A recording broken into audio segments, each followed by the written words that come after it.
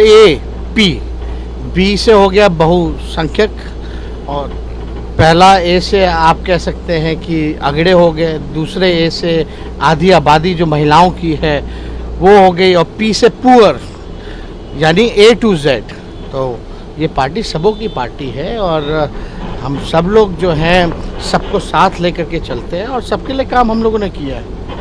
आपकी यात्रा निकलने से विपक्ष की जो है बिहार में वो बड़े सवाल उठा रहे हैं। नहीं, अब जो सत्ता पक्ष में जो लोग हैं अब उनके पास बोलने के लिए तो कुछ है नहीं, और ख़ास तौर पे सुबह ही आज हमने बोला मुख्यमंत्री जी को लेकर के कि वो पुराने ख्यालात के कोई विजन तो है नहीं, या ना ही कोई गठबंधन बदलने का कोई एक्सक्यूज़ है, तो कुछ भी बोले उससे आदरणीय है, अपना बोलने से कोई फर्क पड़ने वाला है नहीं। हमारा काम है जनता के बीच जाना, जनता के बीच रहना, और वही काम कर रहे हैं। 9 बार मुख्यमंत्री का वो शपथ ले चुके हैं, अगर एक बार कहीं फिर आप लोग के साथ आ गए तो फिर कहीं आप उनको 10वीं बार मुख्यमंत्री तो नहीं? इस बार मैं कोई खुद स्वयं निर्णय नहीं लूँगा, जो राष्ट्रीय जनता दल के चाहने वाले लोग हैं उनका जो निर्णय होगा वही सर्वोपरि होगा।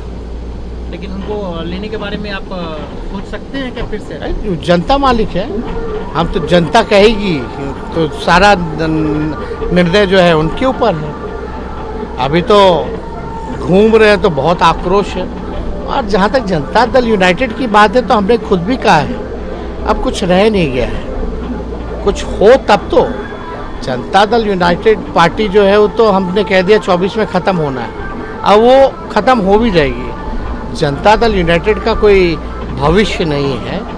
अब मुख्यमंत्री जी को भी बहुत दिन हो गया, लोगों ने देख लिया, अब लोग चाहते हैं कोई नए लोगों के हाथ में सत्ता है।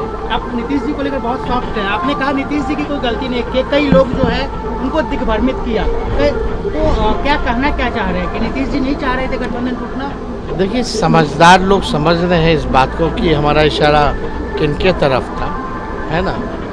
और एक बात तो सोचना पड़ेगा ना, आप सोच रहे हैं कि क्या हो गया भाई, एक साल में 3 बार शपथ, एक टर्म में 3 बार शपथ ले लिया नीतीश जी ने, तो ये बात तो हमको भी नहीं समझ में आ रहा कि वो आए वो चले गए, वो आए वो गए, कहते कुछ है करते कुछ और हैं। हम लोगों ने मिलकर इंडिया अलायंस बनाया था, जगह जगह हम भी साथ में गए हुए थे, तो हमारा तो मकसद था कि देश में विपक्ष के लोगों को गोलबंद करके 2024 में मोदी जी को रोके। बड़ी बड़ी बातें नीतीश जी करते थे उस समय, तो मीडिया को कहते थे कि हाईजैक हो गया है मीडिया, कुछ लिखने नहीं देता है, कुछ छापने नहीं देता है।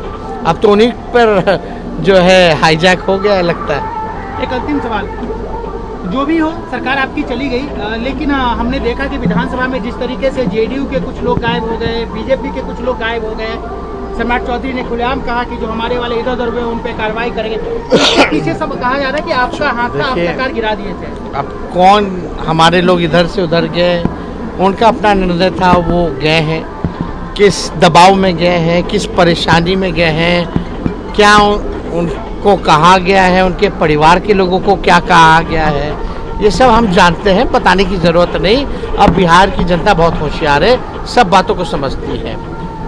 उनके विधायक जहाँ तक बात है एब्सेंट रहे, या बहुत पहले से, कोई उस दिन से नहीं, बहुत पहले से उनके विधायकों की नाराज़गी जो है पब्लिक डोमेन में सामने आ गया था। और सबका अगर आप बात भी सुनेंगे आने के बाद भी, कल परसों से हम लोग भी देख रहे हैं, तो सब विधायक जो हैं मौजूदा अफसरशाही से सब लोग परेशान हैं। सीएम हाईजैक कहा जा रहा है कि डिसॉल्व भी हो सकता है। मुख्यमंत्री ऐसा ज़रूर चाहते हैं कि लोकसभा के साथ साथ विधानसभा का चुनाव हो जाए, क्योंकि वो जानते हैं कि भाजपा लोकसभा चुनाव के बाद उनका क्या करेगी, तो ये अच्छे से जानते हैं। तो चाहते हैं किसी बहाने कि भाजपा के साथ हम चुनाव लड़ रहे हैं विधानसभा का, और हम 5 साल के लिए सिक्योर हो जाए। एक अंतिम सवाल फिर, लेकिन अगर ऐसा भी सोचते हैं तो दोनों को नुकसान होगा, जदयू को भी और भाजपा को भी। आपको कोई दिक्कत नहीं है अगर डिसॉल्व हो जाए तो आप लड़ने को तैयार हैं? कारण क्या है भाई, डबल इंजन की सरकार है, 5 साल तुमको मैंडेट मिला, तुम 3 बार शपथ ले लिए, क्या कारण है डिसॉल्व करने का? 5 साल के लिए होता ना सरकार, कि आपको आंकड़े अच्छे नहीं लगे, जनता ने आपको सीटें नहीं दी, तो आपका मन नहीं लग रहा, आप बार बार डिसॉल्व करते रहिएगा, पल्ला बदलते रहिएगा क्या? लॉजिक होना चाहिए ना, कोई लॉजिक तो होना चाहिए ना डिसॉल्व कराने का। कि आप तीसरे नंबर की पार्टी हो गए तो आप चाहते हैं कि डिसॉल्व कर दें, ऐसे लोकतंत्र चलता है। तो लोकतंत्र को शर्मिंदा करने वाली बातें हैं ये।